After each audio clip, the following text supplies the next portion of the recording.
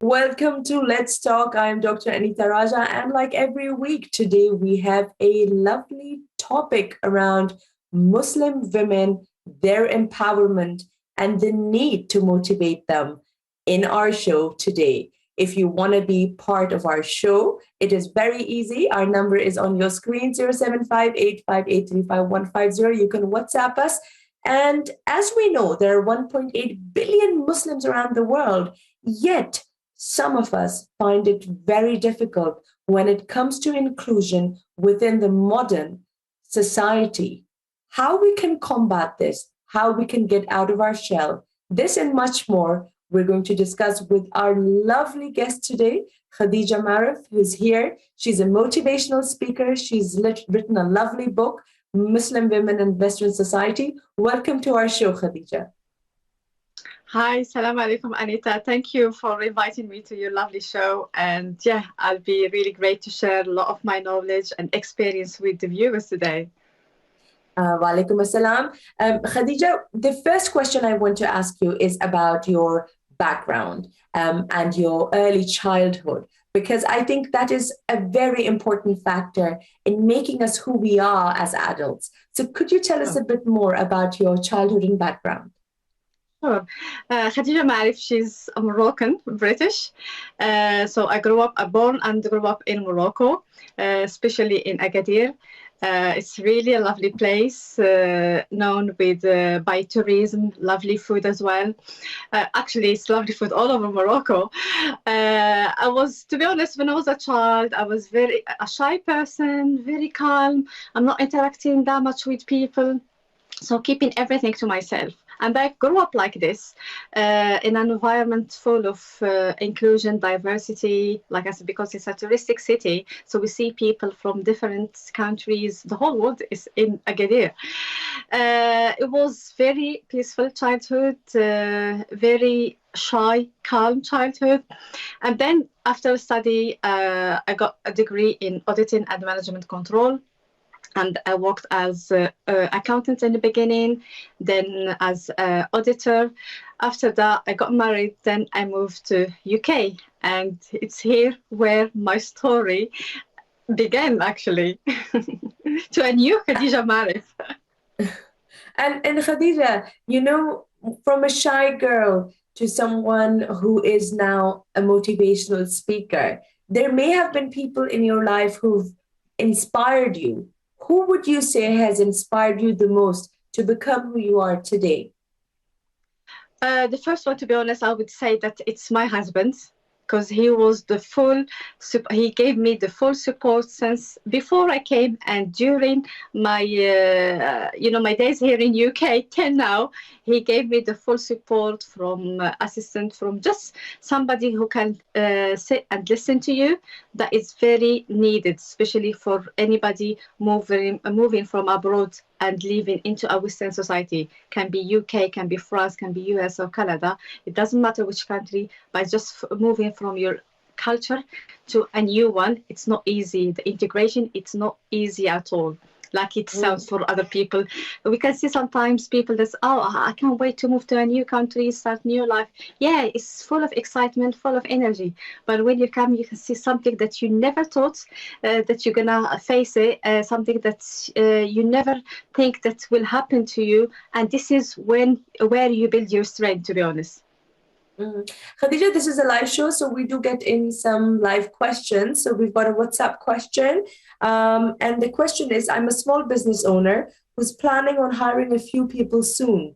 One thing I noticed last time I was hiring was the lack of Muslim women who applied. Do you have any advice on what I could do to make the prospect of working for us more appealing to Muslim women? Yeah, this is really a great question because, to be honest, we don't see the involvement of Muslim women in the markets. I can say from my own experience, they have their small businesses. They can do cookies, cakes, do something handmade, something from their own houses, but they don't scale it. They don't go work actually into big companies or get involved within big scale within the society. There is a lack in this area. Probably it's from our culture. Women, they like to stay at home, look after their kids, look after their husband and stuff. But it's, to be honest, from my own experience and from my own point of view, this shouldn't be the case. We live in a modern society. Of course, we keep the value of our faith, our values. We keep them, but that doesn't mean we don't get fully integrated within the society where we live. So the need. It's we urging Muslim women, to educate themselves, to get really high degrees, to start their own businesses, to apply for high level jobs as well. Don't be scared, just apply for them. But Khadija, do you think in the real world it is possible for women from within the Muslim society culture to do all of this on their own, or do they require support from the male members of the family as well? So that they could come forward, take on these jobs, because in some cases it becomes a bit tricky, especially if the spouse is not willing to allow them to take on such a job. How can we combat and overcome this very big hurdle? To be honest, yeah, this is really another great question, because when we have that's the husband, the brother, the father is not supporting a Muslim woman, to be herself, to be productive, to build her own business. It's really hard for her to come out from the shell and do everything by herself. But I've seen a lot of women that I've been coaching and I've been communicating with, that they have the urge inside them. They have the fuel, the energy. They can do it. Even they didn't have the support from their own families, but they still done it behind the scene. They're getting successful and the family trusts on them. This is the issue. We have in that trust. We say that women, she's probably weak. She cannot, face the audience. She cannot speak up. She cannot talk about herself, promote her business. We don't give that trust to women. We don't give her value that she deserves, which is wrong mentality, and that we need to change. We are in 2022 and we still have this wrong mentality.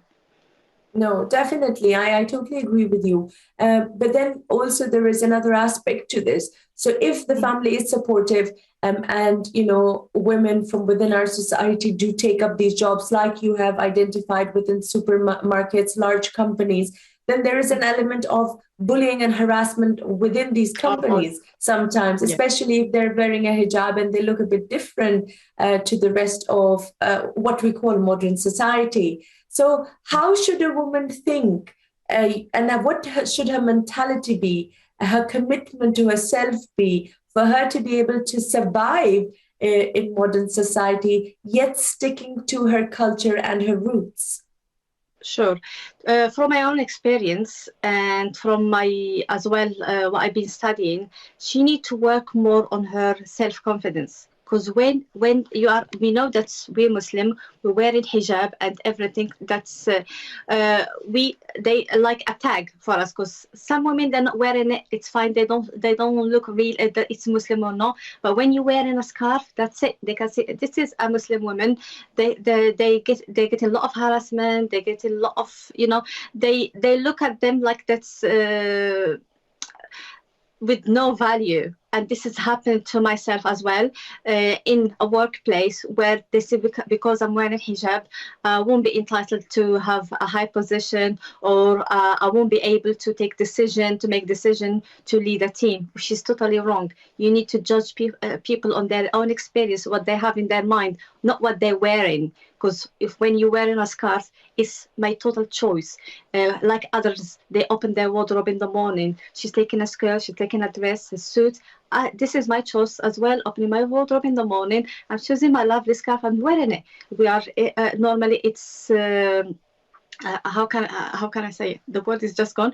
But this is my choice. This is my freedom, and to be able to survive the harassment and everything that happened behind the scene in the workplace, the women need to be confident, be proud of who she is. Doesn't mean I'm wearing a scarf. I don't have any value. No, I can prove that I can do better. I can learn easier. I can fit within my jobs. I have the skills. I have the experience. Just more confidence. So you feel that the most important thing is to be confident within the skin, be proud of who we are, and not undermine our culture and our values, regardless of how much pressure is around us. We do have another question. It is from one of our viewers. I have a few Muslim female friends. Not being Muslim myself, I see there is still quite a lot of stereotyping around the Muslim demographic, especially aimed at Muslim women. Is there anything either myself or my friends can potentially do to help stop all this stereotyping? Sure, yeah, that's a really great question. And the person, whoever wrote the message, is has a good heart, because if we can help us, if no Muslim can help make the life easier for Muslim women, we will see a better future everywhere. Especially, for example, if we take the workplace.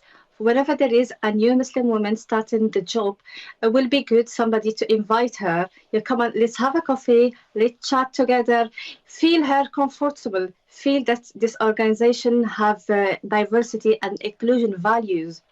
Don't just ignore her, because sometimes they're doing leaving dues, they're doing party, and Muslim women, of course, they don't drink. Doesn't mean they cannot be invited.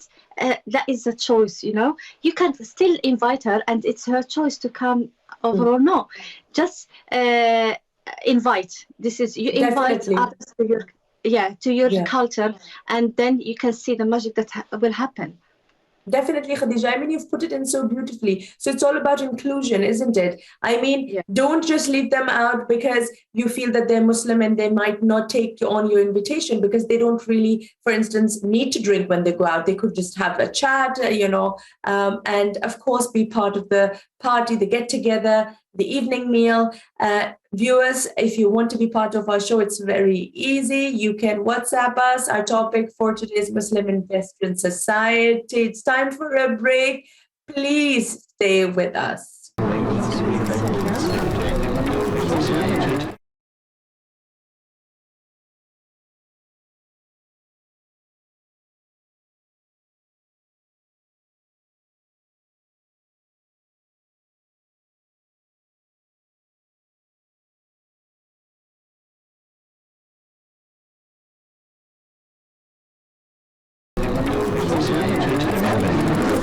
Welcome back to Let's Talk. Today we are talking about Muslim women in modern society, the challenges they face. If you want to be part of our show, it is extremely easy. You can WhatsApp us on 07585835150. The number is on your screens. Before we went on to the break, we had lovely Khadija with us. Khadija, you moved to the United Kingdom from Morocco. What were your top 3 challenges to integrate within the British society? Wow, that's really good question. And I'm sure a lot of women will love to hear that, and as well learn from my experience, my own experience. The top 3, the first one was language, because language is really the key to open any door in any country. And my struggle was not that I don't know English or I don't speak English. I speak just English. I learned English in university. So it's my 4th language. I have Arabic, I have French, I have Berber, then English. So I have too many languages in my mind. When I came here, slang was really the hard thing to understand. So some people, sometimes they can joke, at work or something. I don't get it till after a minute or 2 minutes, which is too late. And it was really struggling in the beginning. And second thing is please and thank you. Well, we grew up in a culture, to be honest, we don't say that please and thank you that much. That's matters in here in UK. So if you don't say please or thank you here, it's people, they looking at you like what she's doing or what she's saying. Is she giving me orders? It's really hard. I believe a third thing is just the way you dealing with people as well. So if I'm coming from a culture, we talk straightforward to people, and the way this here, you sound really, really rude. So you need to think twice how you talk to people, to not hurt them straight away in their face, or to not say something straight away in their face. Just say it in a much nicer way that you can even imagine. That was hard in the beginning to adapt, to adjust my mind and everything, my psychology with it. That was really hard. No, Khadija, you will not believe it. I still struggle because sometimes when I'm doing my consultations in general practice and I ask them how they are, they're going to say they're fine. And they just have a little bit of a tummy ache. But that little bit of a tummy ache could be a brewing appendix.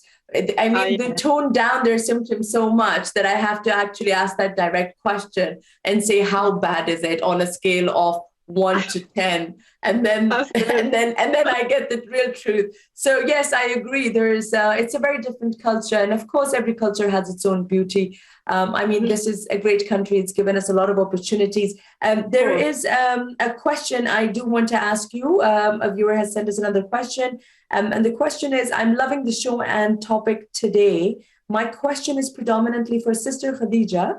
I see that she's a successful author. Do you have any helpful advice on how to motivate yourself when you are in a bit of a creative rut? How to motivate yourself? That's really a good question, because Khadija's now, I wasn't the Khadija 2 years before or 3 years before. So the changing point, it's when you really get hurt. And what I mean is really get hurt means that when you start having the nitty-gritty reason that something deeply hurt you and you say, that's it, it's enough. I had really enough. I cannot stay like this. I have to change, because the change comes inside from within us. Means if you don't change yourself, nobody can change you. Nobody can come and take you to the gym. Nobody can take and ask you to get that course, to start a new position, to set up your own business. So it's everything is within you. You got the power that you won't believe. If you turn it on, you won't believe that magic will happen in your life and transformation it will happen in your life. So to get motivated, so you really would know what you really want from your life. So why you waking up every morning doing something? You need to have a reason. That why, when you find your biggest why, this why that give you the motivation every day. And of course, you need to help your why and reinforce it by listening to motivational broadcasts, YouTubes, reading books. Keep yourself always like you fueling yourself every day to keep the why going as well. And you will see within a month, 2 months, you will see the change that you will have in. From that level to another level, and when you see the change, you'll love it yourself. And this, when you love things, then you're gonna carry on working more and harder on yourself, because in that time you will enjoy it. You won't feel that it's hard. You feel that it's enjoyment. We've got one more question. The question is: I'm in awe with how well you've managed to do for yourself after moving over here. What would you say took you most by surprise when you arrived here in the United Kingdom? Sorry, I cut off from my ad. What would I say? What? Yeah. So when you arrived in the United Kingdom, what took you by surprise? What was the biggest surprise for you in terms of integrating? What was the biggest shock? Let's put it that way. Oh, the biggest shock. Well, too many things to be honest, but it was that it was that reject from because I was excited, full of energy, moving from Morocco, joining my husband, coming to UK, start a new life. But I see the what we say, cold blood from others, the resistance from others. I'm opening arms to willing to help and assist and hug everyone, but I've seen that rejection from the other side. So oh my God, was it a wrong decision coming to UK? But thanks to God, when I'm talking about the things that happened to me here, doesn't mean that everybody, all people the same. No, thanks to God, that's people that's I had bad experience with. Those people had really or have really a lack of exposure. They don't know about.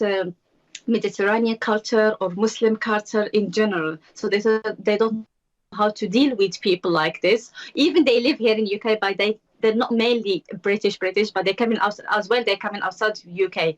So yeah, it was the resistance, the shock, the distance that I'm getting from others. That was my biggest shock. And Khadija, you've written a lovely book, which is Muslim Women in Western Society. Why did you feel the need to write a book? What inspired you? Inspired me is that to be honest, I didn't see many books about that. It was always a subject or a topic that nobody talk about, like a taboo, like we say in French, a taboo. So we shouldn't talk about this. We should just hide the truth. No. It's not anymore. We need to talk about it. We need to inspire ourselves. We need to help support ourselves. Because if you don't talk about something, it's just going to make your life really worse. It's going to hurt you, give you negative thoughts. So why would I keep it inside me? To just share it with other people and share my experiences with other people and give us a solution. Because the book doesn't talk just about what happened to me or to other Muslim women around the world. No, it gives us like step-by-step guide how you can easily and help yourself integrate very well in a new society without experiencing the same thing that we've actually experienced before. So that it's a pure guide of inspiration, of motivation to our sisters. And are you planning to write another book, or is this your first and last go at writing a book? It's not the last one. No, there is a book coming, inshallah, soon, which is totally different. It's more women empowerment and women in the business, especially Muslim women in the business. And yeah, it's coming soon. It will be a surprise. Actually, that was going to be my next question. When we talk about Muslim women in business, unfortunately, there are not many in business like there should be. Why do you think that is? The first thing I believe is they don't invest in themselves. So whatever they do, when we're having small businesses, like I previously stated, that they're running their small businesses from home, but they don't invest in themselves, educate themselves about the business, about the finance, about tax, about about marketing, about social media, about sales, how to get more customers, how can have a global business. No, they're limited minds. They limited their mind. They limited they're limiting their power. They limited their imagination and innovation to just one small business. So if you're starting a business, you need to learn as you go, because you're wearing too many hats: CEO hat, marketing hat, sales hat, secretary hat, all the hats. However, when you start scaling, when you start investing in yourself and growing your own business, you start delegating few tasks to other people, and this allows you to have free timing to innovate, to come with new ideas, to have more partnership, to have more collaboration with people. So the most things or lack that we facing as Muslim women is lack of investment on themselves. And how can we change that? This is it. It's what they want from their business. If she's just want to have a £20, £100, for example, a week, and she thinks that it's enough for her, it's hardly to change the mentality unless she can see somebody else that she closely, she know him or know her, that she invested on herself, she scaled her business, and she want to compete. She want to learn how to do it, and as well take her business to the next step. So it's just the mentality, how you really want to achieve and what you want to achieve from your business, how far you want to go. with your business, and how do you self within 5 years, 10 years from there? We're coming towards the end of our show, Khadija, but I would like you to very quickly, because it's the last minute, give us, our viewers, a message. Thank you so much. First of all, thank you so much for inviting me to this lovely show. And what I would love to share with the viewers today, it's everything is with you. Whoever is listening, if you want to change your life, you can change it from today. Don't wait till tomorrow, next month, next year. Know the power within you. When you switch it on, you will see the magic that happened in your life, and you can start off obviously from today. Trust on yourself, trust on your faith. You can start small, then you can grow. Just don't limit yourself by what others they're saying about you, or don't let others your judgment, opinions. Exactly. Definitely. Khadija, thank you so much for being part of our show. It was such a pleasure. Viewers, I hope you enjoyed our show today. It was on Muslim women and how we can empower them and how we can motivate them to lead a better, more successful life. We will catch you again next week. It's time for us to say goodbye. Look after yourselves. Stay happy. Allah Hafiz.